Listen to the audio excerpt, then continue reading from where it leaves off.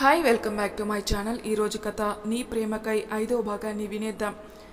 వీరేంద్ర ఆ పేరు వింటేనే భయంగా ఉంటుంది. ఇకపై మన జీవితాలు ఎలా మారుతాయో అని అంటారు శ్రీనివాస్ గారు రాగిణి గారితో. ఈ గండం నుండి గట్టెక్కే మార్గమే లేదంటారా అని భయం బాధ కలగలిపి అంటారు రాగిణి గారు. లేదు అని అంటాడు. అప్పుడే అక్కడికి వచ్చిన వీరేంద్ర. ఒక్కసారిగా వీరేంద్ర మాట వినగానే రాగిణి గారు భయపడిపోయారు. నువ్వా వీరేంద్ర, ఎప్పుడొచ్చావు, రా కూర్చో అని అంటాడు శ్రీనివాస్ గారు తప్పదని. ఈ మర్యాదలకు ఏం ఆశపడి రాలేదు నేను. ఒకసారి నీ కూతురిని పిలు, చూసిపోతా అని అంటాడు వీరేంద్ర. ఆ మాటకి బాగా కోపం వస్తుంది శ్రీనివాస్ గారికి. కానీ తను ఏమాత్రం కోపం చూపించినా వీరేంద్ర అంతకంటే ఎక్కువ ఇబ్బంది పెడతాడని పల్లవి క్షేమం కోసం సైలెంట్గా ఉండిపోయాడు. తను చదువుకుంటుంది, ఎగ్జామ్స్ ఉన్నాయి. ఈ టైంలో నువ్వు తనను ఇలా డిస్టర్బ్ చేయకు వీరేంద్ర.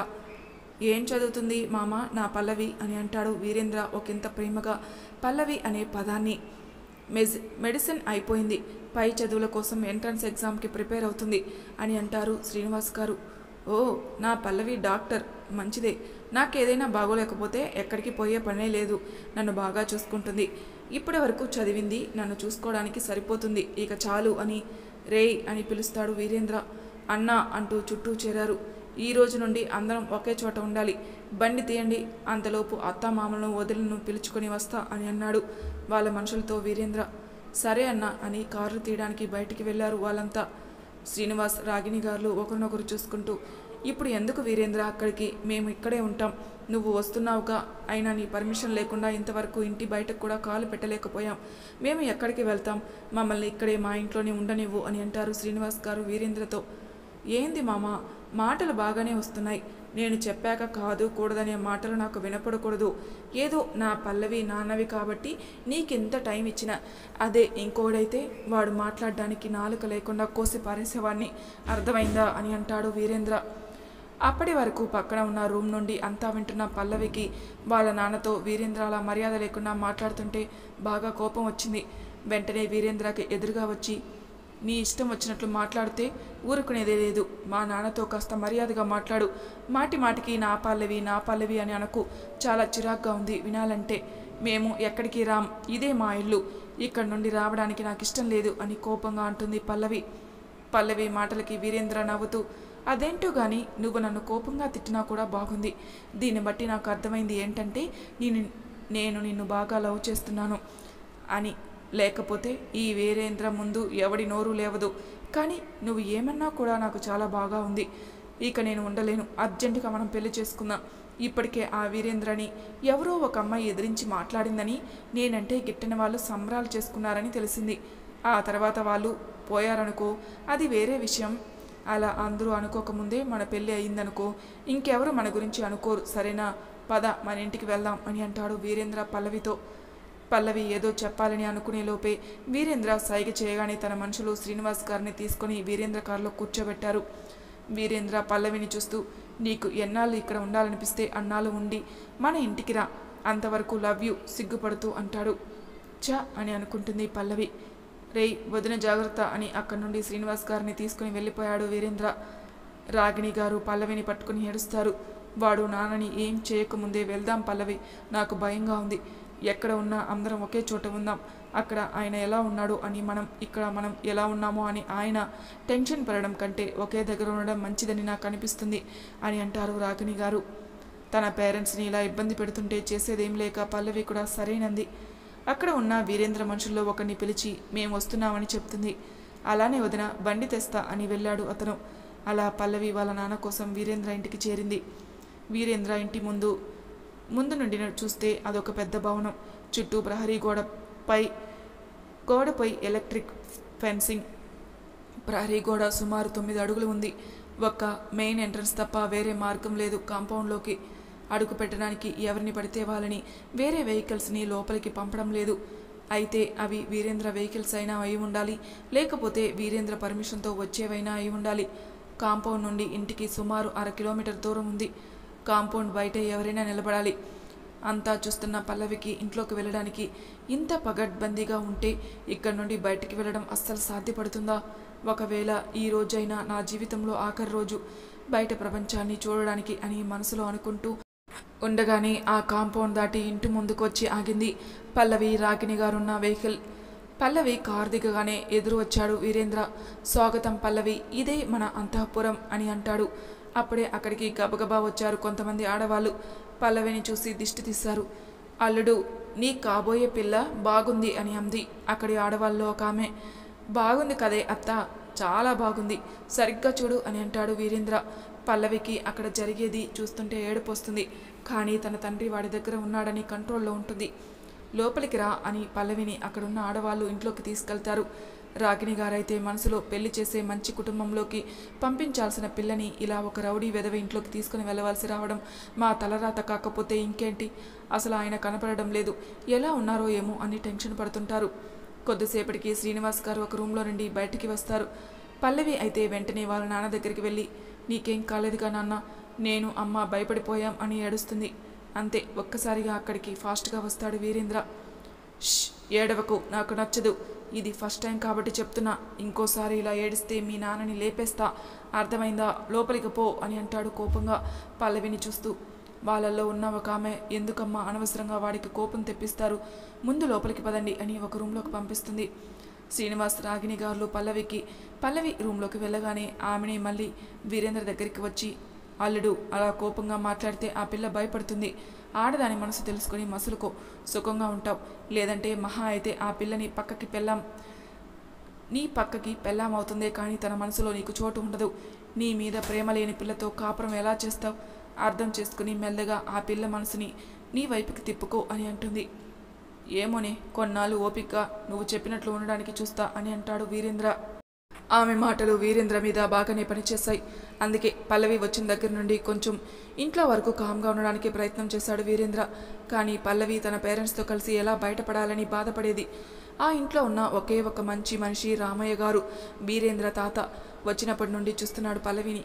ఒకసారి అనుకోకుండా రామయ్య గారికి ఆయాసం ఎక్కువైతే వెంటనే పల్లవి ఆయాసానికి వాడే మెడిసిన్స్ అన్నీ చూసి టెంపరీగా ఉపశమనం కోసం ట్రీట్మెంట్ ఇచ్చింది. కాసేపటికి అతను కోలుకున్నాక హాస్పిటల్లో చూపించమని వీరేంద్రకి చెప్పింది. హాస్పిటల్ నుంచి డిశ్చార్జ్ అయ్యాక రామయ్య గారిని పల్లవి దగ్గరుండి చూసుకుంది. రామయ్య గారు పల్లవితో బాగా క్లోజ్ అయిపోయారు. ఒకసారి మాటల్లో చెప్పింది తన చదువు, ఎంట్రన్స్ ఎగ్జామ్స్ ఉన్నాయని. రామయ్య గారే వీరేంద్రని ఒప్పించి ఎంట్రన్స్ ఎగ్జామ్ పల్లవి రాసేలా చేశారు. కానీ ఆ మరుసటి రోజే వీరేంద్ర పల్లవి నెత్తి మీద పిడుగు వేశాడు. వారం రోజుల్లో నిశ్చితార్థమని. అక్కడ ఏది తన ప్రమేయం లేకుండా జరిగిపోతుంది. ఎలా తప్పించుకోవాలో తెలియక ఒకవైపు నిశ్చితార్థం, మరోవైపు షాపింగ్ అని బయటికి వెళ్ళి అక్కడ ఏదైనా ఛాన్స్ ఉంటే తప్పించుకోవాలని ఆలోచించింది పల్లవి. కానీ వీరేంద్ర పల్లవికి ఆ ఛాన్స్ ఇవ్వలేదు. కొన్ని వందల రకాల పట్టుచీరలు ఇంటికి తెప్పించాడు. అలానే గోల్డ్ కూడా ఎన్నో డిజైన్స్. వాటిని చూడగానే పల్లవి ఆశ అడియాస అయింది.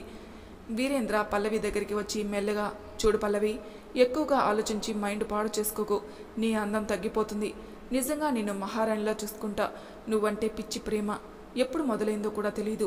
ఫస్ట్ టైం నిన్ను చూసినప్పుడు నీలో అందం నచ్చింది. ఇది మన ఫస్ట్ నైట్ రోజు చెప్పాలనుకున్నా, కానీ ఇప్పుడే చెప్తున్నా, నీ బాడీలోని అణువణువు నాకే కావాలి. నీ అందాలను చూస్తూనే నాకు ఆ రోజు పిచ్చెక్కింది.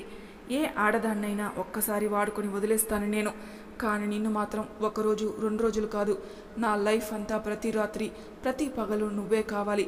నువ్వు ఒక్కసారి ఒప్పుకుంటే కుక్కలా నీ కాళ్ళ దగ్గర పడుంటాను. ఇంతలా చెప్పానంటే నువ్వే ఆలోచించు. నీ కోసం నేను ఏదైనా చేస్తాను అని. ఆడవాళ్ళ కోసం యుద్ధాలు చేశారంటే నేను నమ్మలేదు. కన్న వారిని కూడా ఒక ఆడదాని ప్రేమ కోసం చంపి మరీ పెళ్లి చేసుకున్నాడట ఒక దేశపు రాజు. ఎందుకో అర్థం కాలేదప్పుడు. నిన్ను చూశాక అలా చేయడంలో తప్పేం లేదనిపిస్తుంది అని పల్లవితో చెప్పాడు వీరేంద్ర. అంతవరకు వీరేంద్ర మాటలను ఓపికగా, చిరాకు కలిగిన వస్తున్న ఏడుపు కంట్రోల్ చేసుకుంటూ వినింది పల్లవి. కానీ ఇక అక్కడ ఉండలేక రూమ్లోకి వెళ్ళిపోయింది. పల్లవి వెళ్ళగానే రాగిణి గారు కూడా వెళ్తారు. ఏడుస్తున్న పల్లవిని చూసి ఏమని ఓదార్చాలో కూడా తెలియడం లేదు. శ్రీనివాస్ గారు అయితే తన భార్య బిడ్డలను చూసి కన్నీరు పెట్టుకుంటున్నారు. ఇలా వీడి దగ్గర రోజు చస్తూ బతకడం కంటే ఒకేసారి నేను చస్తే కనీసం మీకైనా వీడి నుండి విముక్తి కలుగుతుంది నాన్న అని అంటుంది పల్లవి. ఏం మాటలే పల్లవి, నువ్వు లేకుండా మేం మాత్రం బ్రతుకుతామా? నీ వెంటే మేము వస్తాం. ఇంకోసారి ఇలాంటి ఆలోచన కూడా చెయ్యొద్దు అని అంటారు శ్రీనివాస్ గారు. నిశ్చితార్థం రోజు రానే వచ్చింది. ఎలా తప్పించుకోవాలని తికమక పడుతూ అటూ ఇటు తిరుగుతూ ఉంది పల్లవి. ఏం జరిగితే అది అవుతుందని తన చేతికి ఉన్న డైమండ్ రింగ్ తీసుకొని అతి కష్టంగా పగలగొట్టి పొడి చేసి చిన్న పేపర్లో కట్టి దాచిపెట్టింది. రెడీ అవ్వాలని వీరేంద్ర నుండి పిలుపు రాగానే రెడీ అయ్యి రూమ్లోకి వచ్చింది. నాకు ఏదైనా జ్యూస్ కావాలని అడిగింది పల్లవి అక్కడ పనివాళ్ళని. ఇప్పుడే తెస్తానమ్మా అని కిచెన్లోకి వెళ్ళి జ్యూస్ గ్లాస్ తీసుకొని ఇచ్చి వెళ్ళాడు ఆ పనివాడు. జ్యూస్లో డైమండ్ రింగ్ పొడి వేసి కలిపి నోటి దగ్గర పెట్టుకుని కళ్ళు మూసుకుంది. పల్లవి అనిపించాడు వీరేంద్ర ఆ రూమ్ డోర్ ముందు నిలబడి. మా ఆచారం ప్రకారం నిశ్చితార్థం అయ్యే వరకు మంచినీళ్ళు కూడా తాకూడదు అని లోపలికి వస్తూ ఆ జ్యూస్ గ్లాస్ పక్కన పెట్టాడు. కనీసం చావడానికి కూడా నాకు ఫ్రీడమ్ లేదు అని మనసులో అనుకుంది పల్లవి. ఎస్, నువ్వు అనుకుందే నిజం, నీకు చావడానికి కూడా ఫ్రీడమ్ లేదు అని అంటాడు వీరేంద్ర. ఒక్క క్షణం షాక్ అయింది పల్లవి. తన మనసులో అనుకునేది బయటకు ఎలా తెలిసిందని. అంతలా షాక్ అయితే ఎలా? వచ్చినప్పటి నుండి కనీసం నోరు తెరిచి మంచినీళ్ళు కూడా అడగని దానివి నాకు జ్యూస్ కావాలని నువ్వు అడిగితే నాకు డౌట్ రాదా? నా నుండి తప్పించుకోవడం కోసం నువ్వు ఏదైనా చేస్తుంటే నేను చూస్తూ ఎలా ఉంటాననుకున్నావు? రింగు పగలగొట్టడం నేను చూశాను పల్లవి. ఎంతసేపు నా నుండి ఎందుకు దూరం అవ్వాలని ఆలోచిస్తున్నావు? నిన్ను నేను ఎంతలా ప్రేమిస్తున్నానని నీకు తెలియడం లేదు. అవును, మీ అమ్మ నాన్న ఎక్కడికి వెళ్ళారు, కనపడడం లేదు అని అడుగుతాడు వీరేంద్ర. అంతవరకు చావాలని మాత్రమే అనుకుంది పల్లవి. అందుకే ఇంకేం విషయాల మీద తన ధ్యాస లేదు. ఇప్పుడు తన పేరెంట్స్ కనపడకపోతే టెన్షన్ పడుతుంది పల్లవి. ఎక్కడ వీరేంద్ర, మా అమ్మా నాన్న అని అడుగుతుంది పల్లవి. ఉన్నారు క్షేమంగా ఇప్పటి వరకు. నువ్వు ఇలాంటి పిచ్చి పనులు చేసి నాకు కోపం తెప్పించుకో. నాకు కోపం వస్తే నిన్ను ఏమీ చేయను పల్లవి. ఎంతైనా నువ్వంటే నాకు లవ్ కదా, కానీ మీ అమ్మా నాన్నలు మాత్రం ఏమైనా చేయగలను. వాళ్ళంటే నాకేం లవ్ లేదు. కాసేపు నిశ్చితార్థం అయ్యే వరకు సైలెంట్గా మంచి పిల్లలా ఉండు అని అంటాడు వీరేంద్ర. ఉంటాను, నువ్వు చెప్పినట్టే ఉంటాను. ముందు నా పేరెంట్స్ని చూపించు అని అంటుంది పల్లవి. కింద మన నిశ్చితార్థం వేడుక దగ్గరే ఉన్నారు, పద మనం కూడా వెళ్దాం, టైం అవుతుంది. కానీ ఒక విషయం గుర్తుపెట్టుకో పల్లవి, నేను నిన్ను ప్రేమించినంత వరకే నీ ఆటలు. ఒక్కసారి నా ప్రేమని కాసేపు పక్కన పెడితే నిన్ను కూడా వదలను అని అంటాడు వీరేంద్ర. కింద ఫంక్షన్ స్టేజ్ పైన ఒక సైడ్ శ్రీనివాసు రాగిణి గారు కూర్చొని ఉంటారు. వాళ్ళ చుట్టూ వీరేంద్ర మనుషులు ఉన్నారు. ఇక నేను ఏమీ చేయలేను, భగవంతుడా నువ్వే నాకు దిక్కు అని మనసులో అనుకుని వెళ్ళి ఫంక్షన్ జరిగే స్టేజ్ పైన వీరేంద్ర పక్కన కూర్చుంది. పల్లవిని చూస్తూ శ్రీనివాస్ రాగిణి గారు వాళ్ళని చూస్తూ పల్లవి బాధపడడం తప్ప ఏమీ చేయలేక మనసులోని బాధని దాచుకుని కన్నీళ్లు కూడా బయటికి రానివ్వలేదు. సరిగ్గా ఉంగరాలు మార్చుకునే టైంలో రాగిణి గారు కింద పడిపోయారు. రాగిణి అని శ్రీనివాస్ గారు అనేలోపే వీరేంద్రని పక్కకి నెట్టి పరిగెత్తుకుంటూ వచ్చింది పల్లవి. రాగిణి గారి దగ్గరికి. పల్స్ చూస్తుంటే డౌన్ అవుతుంది. నాన్న, అమ్మ పల్స్ డౌన్ అవుతుంది, బాడీ కూల్ అవుతుంది, అర్జెంటుగా కార్ తీసుకురండి, హాస్పిటల్కి వెళ్ళాలి అని ఏడుస్తూ తన చుట్టూ ఉన్న వాళ్ళని కొంచెం దూరంగా ఉండమని కాళ్ళు చేతులు రుద్దుతూ రాగిణి గారి చెంపలు తడుతూ తనని మెలకువలో ఉంచడానికి ప్రయత్నిస్తూ ఉంది పల్లవి. వీరేంద్ర, ఏంటి పల్లవి, నిశ్చితార్థం ఆపడానికి డ్రామానా అని అంటే ఒక్కసారి తల పైకెత్తి చూసింది చురుగ్గా వీరేంద్ర వైపు. పల్లవి ఇలా చూడగానే వీరేంద్ర కూడా ఒక్క క్షణం ఒక అడుగు వెనక్కి వేశాడు. చూస్తుంటే నిజంగా రాగిణి గారి పరిస్థితి బాగలేదని అర్థమైంది వీరేంద్రకి కూడా. కానీ ఎలా, ఇంతవరకు బాగున్న మనిషికి సడన్గా ఏమైంది అని అనుకున్నాడు. వీరేంద్ర కారు తీసుకురమ్మని చెప్పు, అమ్మ పరిస్థితి బాలేదు, తనకి వెంటనే ట్రీట్మెంట్ అవసరం అని ఏడుపు కంట్రోల్ చేసుకుంటూ అన్నది. ప్లీజ్, నేను ఎక్కడికి వెళ్ళను, అమ్మ నాన్న బాగున్నంత వరకే నేను నీ మాట వినేది. వాళ్ళకి ఏమైనా అయితే నేను చావనైనా చేస్తాను, కానీ నీ దగ్గర ఉండను, అర్థం చేసుకో, టైం లేదు అని అంటుంది పల్లవి. వీరేంద్రకు కూడా పల్లవి అన్న మాట నిజం అనిపించింది. తన పేరెంట్స్కి హాని చేస్తానని నాతో రావడానికి ఒప్పుకుంది, అంతేకాని అని అనుకుని కారు తీసుకురమ్మని సైగ చేస్తాడు. రాగిణి గారిని కారులో తీసుకొని రాగిణి గారి తల తన వడిలో పెట్టుకుని శ్రీనివాస్ గారు మౌనంగా ఉండిపోయారు. పల్లవి ఫ్రంట్ సీట్లో కూర్చుని ఉంది. హాస్పిటల్కి వెళ్ళగానే స్ట్రెచ్చర్ తీసుకొచ్చారు. అక్కడ హాస్పిటల్ వాళ్ళు కార్ డోర్ ఓపెన్ చేసి లోపలికి తీసుకెళ్లే టైంలో రాగిణి గారి పల్స్ చూసింది పల్లవి. కానీ అప్పటికే రాగిణి గారు చనిపోయారని అర్థమై పల్లవి అక్కడికక్కడే కూలపోయింది. వెనక కారులో వచ్చిన వీరేంద్ర పల్లవిని చూడగానే ఏం జరిగిందో అంచనా వేశాడు. శ్రీనివాస్ గారు ఇంకా కారులోనే ఉన్నారు. పల్లవికి సడన్గా గుర్తొచ్చింది. నాన్న ఎక్కడా అని నాన్న అని కారు దగ్గరికి వచ్చింది. అప్పటికే శ్రీనివాస్ గారు పల్లవిని చూస్తూ తన తలపై నిమిరి తన పాకెట్లో నుండి తన ఫోన్ తీసి పల్లవికి ఇచ్చి పడిపోయాడు కారులోనే. నాన్న అని పల్లవి గట్టిగా అరుస్తూ డాక్టర్ ఇక్కడికి రండి అని పిలుస్తుంది. డాక్టర్ వచ్చి అర్జెంట్ అని ఐసీయూకి షిఫ్ట్ చేయడండి అని స్టాఫ్కి ఇన్స్ట్రక్షన్ ఇస్తాడు. శ్రీనివాస్ గారిని హాస్పిటల్ లోపలికి తీసుకెళ్లారు. రాగిణి గారు డెత్ అయ్యారని కన్ఫర్మ్ చేశారు డాక్టర్స్. వీరేంద్రకి అసలు అక్కడ జరిగేది ఏం అర్థం కాలేదు, ఒక పల్లవి ఏడుపు తప్ప. పల్లవి పరిస్థితి చాలా ఘోరంగా ఉంది. ఒక పక్క తల్లి చనిపోయింది, ఇంకో పక్క తండ్రి చావు బతుకుల మధ్య ఉన్నాడు. తనని కంట్రోల్ చేసే వాళ్ళు కూడా ఎవరూ లేరు అక్కడ, అట్లీస్ట్ తనని ఓదార్చేవారు కూడా. అప్పుడే అక్కడికి మెల్లగా వచ్చాడు రామయ్య గారు. ఆయన్ని చూడగానే తాతయ్య అని తన బాధనంతా కన్నీళ్ళ రూపంలో బయటికి తీసుకొచ్చింది పల్లవి. ఏం కాదమ్మా, నాన్నకి భయపడకు అని పల్లవిని ఓదార్చడానికి ప్రయత్నం చేశారు. అప్పుడే శ్రీనివాస్ గారిని చెక్ చేసి వచ్చిన డాక్టర్ వాసు రామయ్య గారిని చూసి నమస్కరించి, ఎలా ఉన్నారు రామయ్య గారు అని అడిగాడు. బాగున్నాను నాయన. శ్రీనివాస్ ఎలా ఉన్నాడు అని అడుగుతారు. ఆయన పరిస్థితి క్రిటికల్గా ఉంది. Severe heart stroke. బ్రతికే అవకాశం చాలా తక్కువ. బట్ మా ప్రయత్నం మేము చేస్తామని లోపలికి వెళ్ళాడు. అక్కడే డోర్ మీద ఉన్న గ్లాస్ నుండి లోపల బెడ్పై ఉన్న శ్రీనివాస్ గారిని చూస్తూ గుండె పగిలేలా ఏడుస్తుంది పల్లవి. ఒకసారి వెళ్ళి చూడమ్మా అని డాక్టర్ వాసు చెప్తే లోపలికి వెళ్ళి శ్రీనివాస్ గారు చేయి పట్టుకొని, అమ్మ వెళ్ళిపోయింది. నీకేమైనా అయితే నేనేమైపోవాలి? నువ్వు నార్మల్గా నా దగ్గరికి రావాలి. లేకపోతే నేను నీ వెంటే. నువ్వు అమ్మ లేకుండా నేను మాత్రం ఉంది ఏం చేస్తాను అని ఏడుస్తూ చెప్తుంది పల్లవి. బయట నుండి వీరేంద్ర చూస్తూ ఉంటే తనని చూసిన రామయ్య గారు, అసలు ఇలా ఈరోజు పల్లవి జీవితం ఇలా అవడానికి ఆమె కన్నీళ్లకు నువ్వే కారణం. ఒక ఆడపిల్లని సాధించి నువ్వేం చేస్తుంది ఇదేనా?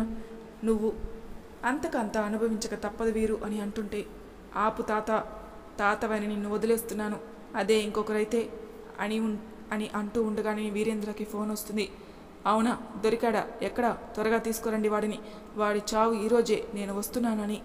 రేయ్ అని పిలవగానే అక్కడికి వచ్చిన తన మనుషులతో, ఆ సూరిగాడు దొరికాడు, మన వాళ్ళు తీసుకొస్తున్నారు, నేను వెళ్తున్నా, వాడి సంగతి చూసి వస్తా. వదిన హాస్పిటల్లో ఇంతసేపు ఉన్నంతసేపు ఎవరు ఎక్కడికి వెళ్ళకూడదు. ఏదైనా పొరపాటు జరిగితే మీరు పోతారు, అర్థమైందా అని కోపంగా అక్కడి నుండి వెళ్తాడు వీరేంద్ర. శ్రీనివాస్ గారిని చూస్తుంటే పల్లవికి కండిషన్ అర్థమవుతుంది. కానీ అలా జరగకూడదని ఆ దేవుణ్ణి కోరుకుంటుంది. ఏడుస్తూ కూర్చుంది. అప్పుడు ఇంతకుముందు శ్రీనివాస్ గారు తనకిచ్చిన ఫోన్ గుర్తుకు వచ్చింది. అంత క్రిటికల్ కండిషన్లో కూడా నాన్న ఫోన్ తీసి ఇచ్చాడంటే ఏదో ఇంపార్టెంట్ విషయం నాకు తెలియాలని ఫోన్ ఎక్కడ పెట్టాను అని చూసుకుంది. అక్కడే శ్రీనివాస్ గారికి సంబంధించిన బట్టల దగ్గరే ఉంది. అది తీసుకొని సైలెంట్లో పెట్టి తను అది ఎవరికీ కనపడకుండా తన డ్రెస్లో దాచిపెట్టింది పల్లవి. తర్వాత చూద్దామని. అంతలోనే శ్రీనివాస్ గారి కండిషన్ బాగా క్రిటికల్గా అయింది. డాక్టర్ ట్రై చేసినా కూడా ఆయన్ని కాపాడలేకపోయారు. బయట నుండి చూస్తున్న పల్లవికి అర్థమైంది. బయటికి వచ్చిన డాక్టర్ వాసు రామయ్య గారి వైపు చూసి, సారీ, హీఈస్ నో మోర్ అని చెప్పి తన క్యాబిన్లోకి వెళ్తున్నారు. రామయ్య గారు పల్లవిని దగ్గరికి తీసుకొని, బాధపడకమ్మా అని చెప్తూ ఉంటారు. కానీ పల్లవి అసలు ఏడవడం లేదు. అదొక రకమైన షాక్లో ఉంది. కొన్ని గంటల వ్యవధిలో తన తల్లిదండ్రులు ఇద్దరూ తనని ఒంటరిదాన్ని చేసి వెళ్ళిపోయారని. రామయ్య గారికి ఏదో గుర్తుకొచ్చిన వాడిలా వెళ్తున్న డాక్టర్ని చూస్తూ, వాసు ఒక్క నిమిషం అని పిలిచాడు. చెప్పండి రామయ్య గారు అని వాసు అనగానే, మీరు ఒక సాయం చేయాలి. మీరు చేసే సాయం వల్ల ఇంకో ప్రాణం నిలబడుతుంది అని అంటాడు. ఈరోజు నేను చదువుకొని ఇలా ఇక డాక్టర్గా ఉన్నాను అంటే అది మీ చలవే. మీరే నాకు స్పాన్సర్స్ చేసి చదివించకపోతే నేను ఎక్కడో ఉండేవాడిని. ఇది మీరు నాకు ఇచ్చిన జీవితం. నేను ఏదైనా చేసి మీ రుణం కొంచెమైనా తీర్చుకునే అవకాశం వస్తే ఆనందంగా చేస్తాను. మీరు నేను సాయం అడగకూడదు, ఆర్డర్ వేయండి, చేస్తాను అని అంటాడు డాక్టర్ వాసు. ఇప్పుడు శ్రీనివాస్ చనిపోయిన విషయం మనకి మాత్రమే తెలుసు. ఒక్క 2 గంటలు ఈ విషయం ఎవరికి, ముఖ్యంగా మా వెంట ఉన్న వాళ్ళకి తెలియకుండా మేనేజ్ చేయండి అని పల్లవి పరిస్థితి అంతా టూకీగా చెప్పి, ఇప్పుడు ఈ అమ్మాయి వాడి చేతుల్లో బందీ కాకముందే తనని ఈ ఊరు దాటిస్తే కొంచెమైనా తనకి జరిగిన నష్టానికి పరిహారం చేసినట్టుంటుంది. ఎలాగో నా మనవడు వేరే పని మీద వెళ్ళాడు. వాడు తిరిగి వచ్చేలోపు పల్లవిని ఇక్కడి నుండి పంపించాలి. శ్రీనివాస్ ఇంకా ప్రాణాలతో ఉన్నట్లు మీరు ట్రీట్మెంట్ ఇవ్వండి. నేను ఎలాగోలా పల్లవిని ఇక్కడి నుండి పంపిస్తాను. ఇదంతా మీరు చేసే సాయం మీద ఆధారపడి ఉంటుంది అని డాక్టర్కి చెప్తాడు రామయ్య గారు. మీరు చెప్తుంటే నాకు అర్థమవుతుంది ఈ అమ్మాయి మదర్ ఎందుకు చనిపోయారని. తను బ్రీత్ అరెస్ట్ చేసింది. అలా చేయాలంటే ఎంతో కష్టం, అందుకే చనిపోయారు. ఎలా అయినా తన కూతురిని అతని నుండి కాపాడాలని. మీరు చెప్పినట్టు నేను చేస్తాను. ముందు మీరు ఈ అమ్మాయిని ఇక్కడి నుండి తీసుకెళ్లే ఏర్పాటు చేస్తానని తనకి నమ్మకమైన ఒక అతన్ని పిలిచి చెవులో చెప్పాడు. ఏం చేయాలో అని జాగ్రత్తగా. ఏమాత్రం పొరపాటు జరిగినా ఎవరం ప్రాణాలతో ఉండం, అర్థమైందిగా అని. సరే సార్ అని అతను తన ఏర్పాట్లు చేసుకోవడానికి వెళ్ళాడు. శ్రీనివాస్ గారి పరిస్థితి చాలా డేంజర్గా ఉందని కొంచెం హడావిడి చేశాడు. వీరేంద్ర మనుషులందరికీ ఒకటి తర్వాత ఇంకోటి అని ఏదో ఒక మెడిసిన్ రాసి తీసుకురమ్మంటూ పంపించాడు. పల్లవి కండిషన్ బాగోలేదని పక్క రూమ్లో ట్రీట్మెంట్ అని బెడ్పై పడుకోబెట్టారు. చాలా అర్జెంట్, ఈ ఇంజెక్షన్ తీసుకురండి అని పల్లవి రూమ్ బయట ఉన్న వాడికి చెప్పాడు. అది ఇక్కడ దొరకదు అని అక్కడికి దూరంగా ఉన్న మెడికల్ గోడెన్స్ అడ్రస్ చెప్పి పంపించారు. వాళ్ళు అలా వెళ్ళగానే రామయ్య గారు పల్లవిని తీసుకొని హాస్పిటల్ బ్యాక్ సైడు అప్పటికే రెడీగా ఉన్న కారులో కూర్చోబెట్టారు. బాబు, అమ్మాయి జాగ్రత్త అని అతనికి చెప్పి పల్లవిని ఒకసారి చూసుకున్నాడు. ఎలాంటి చలనం లేదు పల్లవిలో, అలానే ఉంది. అతనికి చెప్పాడు వెళ్ళండి అని. క్షణాల్లో కారు కంటికి కనిపించినంత దూరంగా వెళ్ళింది. వీరేంద్ర తన పని పూర్తి చేసుకుని హాస్పిటల్కి వచ్చాడు. రావడంతోనే శ్రీనివాస్ గారి పరిస్థితి అసలు బాగోలేదు, బతకడం కష్టమని అన్నారు డాక్టర్. వదినికి ఆ రూమ్లో ట్రీట్మెంట్ ఇస్తున్నారు. వదిన మాట పలుకు లేకుండా పడిపోయిందని చెప్పాడు. అప్పుడే అక్కడికి మెడిసిన్ తీసుకుని వచ్చిన వీరేంద్ర మనిషి పల్లవి ఉందని చెప్పిన రూమ్ బయట రామయ్య గారు బాధపడుతూ కూర్చున్నారు. లోపలికి వెళ్ళి ఒకసారి పల్లవిని చూడాలని వీరేంద్ర రూమ్ లోపలికి వెళ్తుంటే, ఆగు వీరు, అసలే పల్లవి పరిస్థితి బాగోలేదు. ఇప్పుడు నువ్వు తనకి కనిపిస్తే తన పరిస్థితి చేయి దాటిపోతుంది. తల్లి చనిపోయి తండ్రి చావల బతుకుల మధ్య ఉంటే చూసి ఒక్కసారిగా కుప్పకూలిపోయింది. తనకి కొంచెం రెస్ట్ అవసరం. నువ్వు తనని ఇబ్బంది పెట్టకుండా ఉంటే చాలు, ప్రస్తుతానికి ఈ గండం గడిచాక వెళ్దు అని అంటారు రామయ్య గారు. ఒక రకంగా తాత చెప్పింది నిజమే. ఇప్పుడు తన పల్లవికి ఎదురు పడకుండా ఉండడమే మంచిదని మనసులో అనుకుని శ్రీనివాస్ గారు ఎలా ఉన్నారు అని ఐసీ వైపు వెళ్ళాడు. అక్కడి నుండి శ్రీనివాస్ గారిని కాపాడడానికి చాలా ప్రయత్నం చేస్తున్నట్టు అనిపిస్తుంది. ఒక అరగంట తర్వాత డాక్టర్ వాసు బయటకు వచ్చి వీరేంద్ర చూస్తున్నాడని రామయ్య గారి దగ్గరికి వెళ్ళి, ఆయన చనిపోయారు, కాపాడాలని చాలా ట్రై చేశాం కానీ సారీ అని చెప్పి వేరే ఎమర్జెన్సీ కేసు వచ్చింది, నేను ఇంకో హాస్పిటల్కి వెళ్ళాలి అని మిగతా ఫార్మాలిటీస్ చూడండి అని తన అసిస్టెంట్కి చెప్పి వెళ్ళిపోయాడు. ఆ డాక్టర్ వాసు బయటికి వెళ్ళేంత వరకు చూసి అతను అక్కడి నుండి వెళ్ళిపోగానే అమ్మయ్య నీ ఊపిరి పీల్చుకున్నాడు రామయ్య గారు. ఇప్పుడు ఈ విషయం పల్లవికి ఎలా చెప్పాలి వీరు అని అంటారు రామయ్య గారు. ఉండు తాత, నన్ను కొంచెం ఆలోచించుకునే టైం ఇవ్వు. సరే, ఎప్పుడైనా చెప్పాలి కదా, అదేదో ఇప్పుడే చెప్తాం అని రామయ్య గారు వద్దు అని చెప్తున్నా వినకుండా పల్లవి ఉన్న రూమ్ డోర్ ఓపెన్ చేసి లోపలికి వెళ్ళాడు. అక్కడ ట్రీట్మెంట్ ఇస్తున్న నర్స్, సార్ ఎవరు మీరు, ఇలా లోపలికి రాకూడదు అని అంటే ఒక్కసారి తనని తోసి ఆ బెడ్ వైపు చూశాడు. అక్కడ పల్లవికి కాదు, వేరే ఇంకో అమ్మాయికి ట్రీట్మెంట్ జరుగుతూ ఉంటుంది. పల్లవి ఏది అని అంటాడు వీరేంద్ర. ఈమె పల్లవి అని అంటుంది నర్సు. వీరుకి తెలియంది ఏంటంటే ఆ పేషెంట్ పేరు కూడా పల్లవి అని. ఇంతవరకు ఆ అమ్మాయికి అవసరమైన మెడిసిన్స్ తీసుకొచ్చారు వీరేంద్ర మనుషులు. వీరేంద్రకి పల్లవి అక్కడ లేదని అర్థమై అలర్ట్ అయ్యేలోపు పల్లవి ఆ ఊరు దాటి గంటన్నర అయింది. కారులో కూర్చున్న పల్లవి అలానే ఉంది, ఎలాంటి కదలిక లేని బొమ్మల. మరి తర్వాయి భాగంలో ఏం జరుగుతుందో నెక్స్ట్ ఎపిసోడ్లో తెలుసుకుందాం. అంతవరకు నా ఛానల్ని సబ్స్క్రైబ్ చేయని వాళ్ళు ప్లీజ్ సబ్స్క్రైబ్ చేసుకోండి, లైక్ చేసి షేర్ చేయండి, మీ అభిప్రాయాలు నాకు కామెంట్ రూపంలో తెలియజేయండి. Thank you for listening.